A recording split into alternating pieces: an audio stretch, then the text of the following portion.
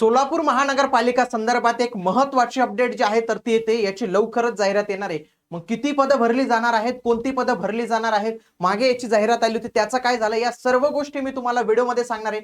म्हणून तुम्ही हा व्हिडिओ शेवटपर्यंत पूर्ण बघा। नमस्कार मित्रांनो, मी गणेश वानकर, इग्नाइट अकॅडमीच्या या प्लॅटफॉर्मवर मी तुम्हा सर्वांचे स्वागत करतो। बघा, महानगरपालिकेसंदर्भात नुकतीच एक नवीन बातमी आली होती। बघा, मनपा शासनाला पाठवणार 157 पद भरतीचा प्रस्ताव। तर लोकमत मध्ये जे आहे तर ते 26 जून रोजी आलेली ही महत्वाची माहिती आपण पाहू शकतो, ज्याच्यामध्ये जे महापौर आहेत सोलापूर मनपाचे तर त्यांनी देखील या पदभरती संदर्भात भाष्य जे आहे तर ते केलेले।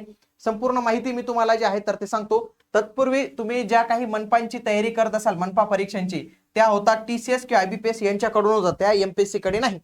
या सर्वांसाठी तयारी करण्यासाठी महाराष्ट्रातील सर्वोत्तम बॅच, सरळ सेवा सर्वसमावेशक बॅच इग्नाइट अकॅडमीच्या प्लॅटफॉर्मवर अवेलेबल आहे, तेथून तुम्ही ती बॅच नक्की जॉईन करू शकता। आता या सोलापूर भरती संदर्भात आपण ऑलरेडी व्हिडिओ बनवला होता, ज्याच्यामध्ये त्या महानगरपालिकेत 1296 इतकी पद रिक्त आहेत आणि त्याच्यापैकी काही पदांचा पदभरतीचा प्रस्ताव जो आहे तर तो पाठवण्यात आलेला आहे। लक्षात घ्या, 2023 मध्ये एक जाहिरात आली होती सोलापूर मनपाची, 302 पद होते त्याच्यात आणि त्याचे 2025 पर्यंत लोक भरले गेले, कारण की ते पुन्हा एक्सटेंड देत गेले त्यांना वेटिंग लिस्ट वाल्यांना।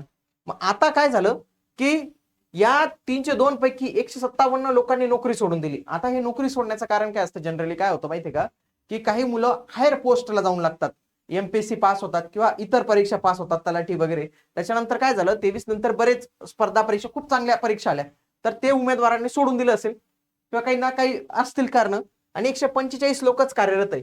मग या महानगरपालिकेचं काय म्हणणं आहे, हे जे 157 लोकांनी सोडलेले, आम्हाला एवढी पदभरती करण्यासाठी मान्यता मिळावी, हे असं त्यांनी जे आहे तर ते सांगितलेलं आहे। 2023 मध्ये ही जाहिरात आलेली होती। बघा, ही 2023 ची सोलापूर महानगरपालिकेची जाहिरात पाहू शकतात।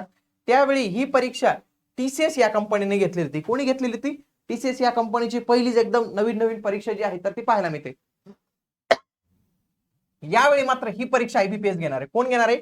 IBPS ही परीक्षा घेणार आहे। 2023 मध्ये ही परीक्षा जी आहे तर ती TCS ने घेतली ती, आता मात्र ही परीक्षा IBPS ने घेणार आहे। एक थोडा मोठा बदल जो आहे तर तो पाहायला मिळतो। 157 रिक्त पदांचं, म्हणजे रिक्त पद तर भरपूर आहेत, मी तुम्हाला 1200 पद सांगितले ती रिक्त पद आहे, परंतु 157 पदांचा त्यांनी प्रस्ताव पाठवलेला आहे शासनाकडे, तो भरून द्या।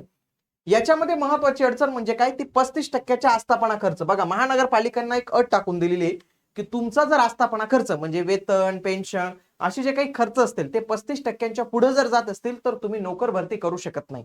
परंतु त्याच्यासाठी अपवाद आहे, जर तुम्हाला करायची असेल तर याचा प्रस्ताव तुम्हाला नगर विकास विभाग महाराष्ट्र शासनाकडून मान्यता घ्यावी लागेल, तरच तुम्ही ते करू शकतात। ओके, मी तुम्हाला काय सांगितलं, जवळपास 1296 पद रिक्त आहेत। महानगरपालिका चालेल कशी, कारण की या महानगरपालिकेमध्ये एकूण 4612 पद मंजूर आहेत, त्याच्यापैकी 3320च पद भरली गेलेली आहेत। याच्यापैकी फक्त 157 पदांचा प्रस्ताव त्यांनी जो आहे तर तो पाठवलेला आहे। या 157 पदांमध्ये कोणती कोणती पदं असणार आहेत बघा, प्रशासन आणि व्यवस्थापन विभागातील एकूण जवळपास 59 पद आहेत, ज्याच्यामध्ये लिपिकचे सर्वाधिक जास्त 54 पद आहेत, स्टेनोटायपिस्ट 1, सहाय्यक कामगार कल्याण अधिकारी 1, क्रीडा अधिकारी 1, महिला बालविकास अधिकारी 1, सहाय्यक उद्यान अधीक्षक 1, परंतु लिपिकची सगळ्यात जास्त पद आहे। त्याच्यानंतर इंजिनिअरिंग विभागातील बघा, स्थापत्य म्हणजे सिव्हिल इंजिनिअरिंग JEE चे 36, सहाय्यक कनिष्ठ अभियंता 16, विद्युत अभियंता 1, म्हणजे इंजिनिअरिंग डिपार्टमेंटची 53 पद आहेत। आणि याच्यामध्ये सिव्हिल वाल्यांची खूप संधी आहे बरं का, सिव्हिल वाल्यांना इथं चांगली संधी पाहायला मिळते। आरोग्य विभागातील 25 पद आहे, ज्याच्यामध्ये परिचारिकाची 20, आरोग्य निरीक्षकची 4 आणि सहाय्यक प्रयोगशाळा तज्ञ याची 1 पद पाहायला मिळतात।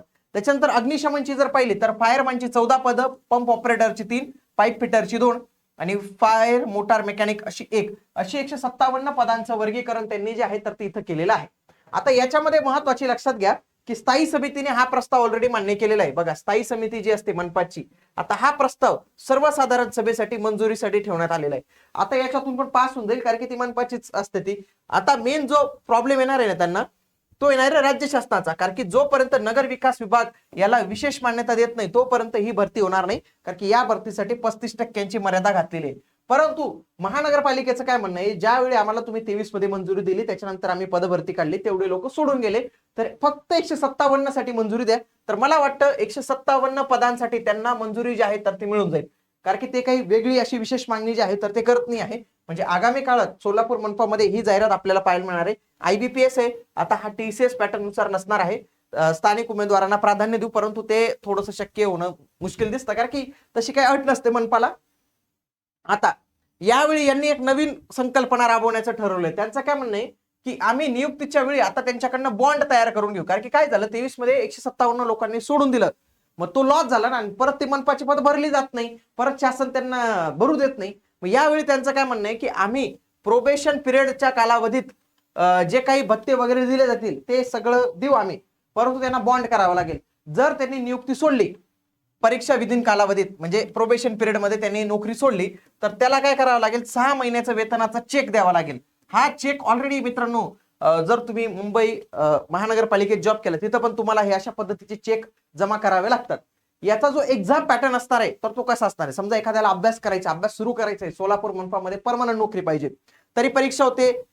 CBT ऑनलाईनच होत असते. ही 120 मिनिटं असतात, 2 तास वेळ तुम्हाला मिळतो. त्याच्यामध्ये 100 प्रश्न असतात, 200 गुण तुम्हाला पाहायला मिळतात. MCQ पॅटर्न मध्ये असतं.